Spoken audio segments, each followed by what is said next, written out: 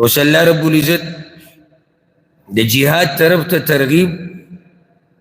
ورکوي او د هغې نه بعد علم ته ترغیب دی. وجه څه ده؟ ځکه چې اسلام په دې دوو سره غالبه کیږي، علم او جهاد. بیا په دواړو کې مفاضله شوې ده چې علم غوره دی که جهاد غوره دی. نو علم غوره دی د جهاد نه. ولې؟ ځکه چې علم یې زده کړي نو دغه جهاد به معلوم کړي، او چې علم د سر نه علم نه بغیر ته جهاد نشي معلومول. او بعضو علماو داسې ویلي دي وایي سړي ته به ګوري د هغې مطابق به جواب. یو نیم سړی هغه دی چې هغه ډېر هوښیار دی، اندازه لږ چې دا په علم کې ډېر تکړه دی، د ده لپاره علم غوره دی. او یو سړی ته پوهېږي چې یاره دی ذهن نه دومره تکړه نه دی، بدن کې زور شته، نو د ده لپاره جهاد غوره. دا د بعضو علماو داسې فیصله ده. الغرض دې روانو ایتونو کې تیزی په جهاد او په علم هم ده. ما كان لأهل المدينة ندي مناسب مديني ولو لرا ومن حولهم من الأعراب او هغه چا لره چې چاپېره دي د دوی نه د بانډچیانو نه ان يتخلفوا عن رسول الله، دا چې وروستو پاتې شي د رسول صلی الله علیه وسلم نه. یعنی د مدینې منافقانو له او بانډچیانو له نو مناسب چې د پیغمبر نه شاته پاتې شي. ولا يرغبوا بانفسهم عن نفسه، او نه دا چې غوره کي ځانونه خپل د ځان د هغه نه. یعنی پیغمبر روان دی په دې سخته کې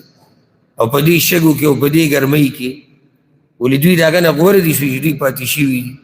نو دوی له نه وه په کار چې د پیغمبر نه ځان غوره کوو. ذلک دا په دې وجه، یعنی دوی له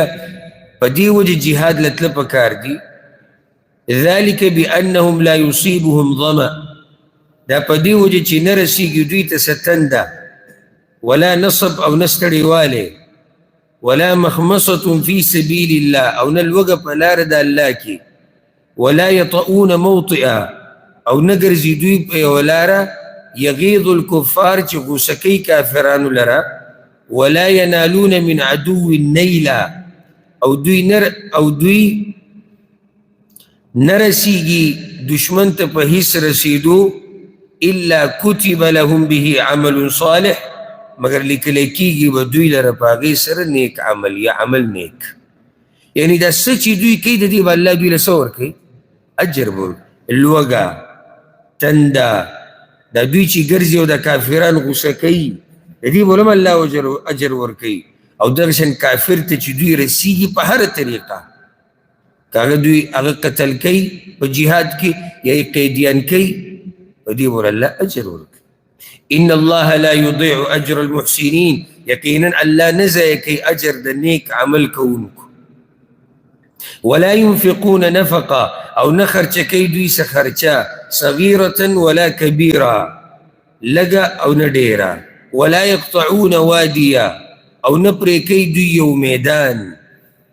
میدان څنګه پرې کیږي؟ په سفر سره، مطلب او نه کوي دوی یو سفر الا کتب لهم، مگر لیکلی کیږي دوی لره د دې هر څه ورته اجر به میلاوي، هر څه اجر به میلاوي. لیجزیهم الله احسن ما كانوا يعملون، د دې دپاره چې بدله ورکړي دوی ته الله ډېره ښایسته د هغه عملونو چې دوی کړي دي. اوس الله وایي چې ټولو مؤمنانو له وته نه دي په کار. ګوره په اوله کې ایتونه راغلي الله وایي ټول وځئ، که درانه یو که سپکې ټول وځئ. دا په اوله کې چې مسلمانان لږ وو، چې ډېر شو نو الله وایي اوس یو کار کوئ داسې. دې ایتونو په تفسیر کې دوه مطلبه کیدی شي. یو دا که پیغمبر څوک لیږي جهاد له، یو طریقه ده او پیغمبر بس کسان لیږل کړي، نو ټول مه وځئ، څه د پیغمبر سره پاتې شي. نو دلته علم ته ترغیب دی. ولې؟ وایي دوی به د پیغمبر نه علم یې زده کړي، نو بیا هغه نور چې کوم راشي مجاهدین چې تېري دوی به هغوی ته دا مسلې وکړي. یا که ټول پیغمبر صلی الله علیه وسلم جهاد لذي که پیغمبر صلی الله علیه وسلم جهاد لذي نو د هغه سره چې کوم وتلي خلک دي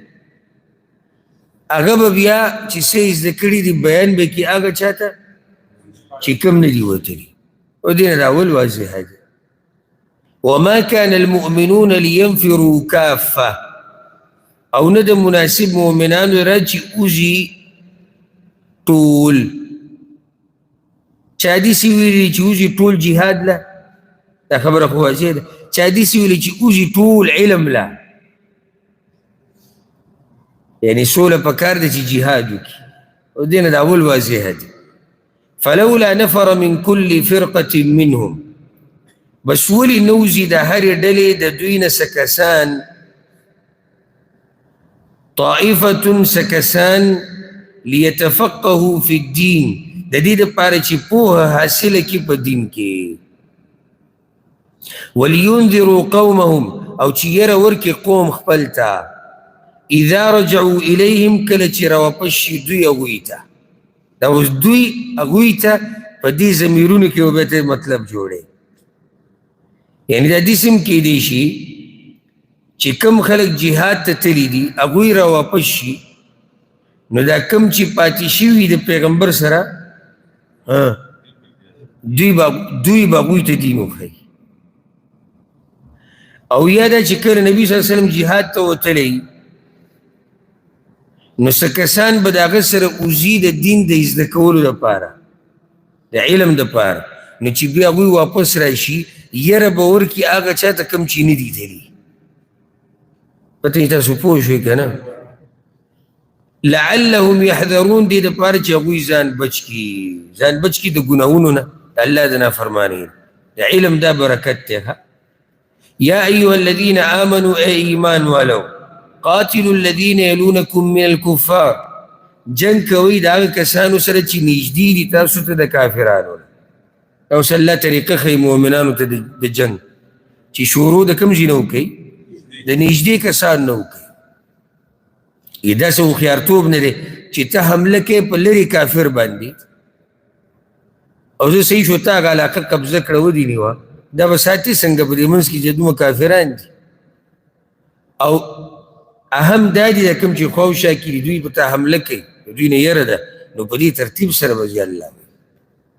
وليجدوا فيكم غلظة او ودي مومي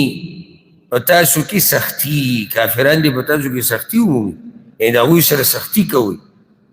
او معاملاتو کې داسې چې خوی خپل داسې نه جوړی چې ته پکې بې عزته کېږي چې ته پکې کمزوری ښکاري نه معاملاتو کې هم چې پته لګي چې ته عزتمن یې او هغه ذلیله او دغه شان سختی په جهاد سره دغه شان سختی په ټیکس سره واعلموا ان الله مع المتقین او پوه شئ چې بېشکه الله ملګری د متقیانو دی دا خبره ولې وکړه دوه خبرو د لاسه یوه جهاد کول د متقیانو کار دی دویم دا جهاد داسې کول لکه څنګه چې الله ویلی دي دا د متقیانو کار دی جهاد څه زمونږ خپله مرضي نه ده چې سم وکړو نه مونږ ګورو شریعت ته او ګوري شریعت ته هغه څوک چې هغه تقوا دار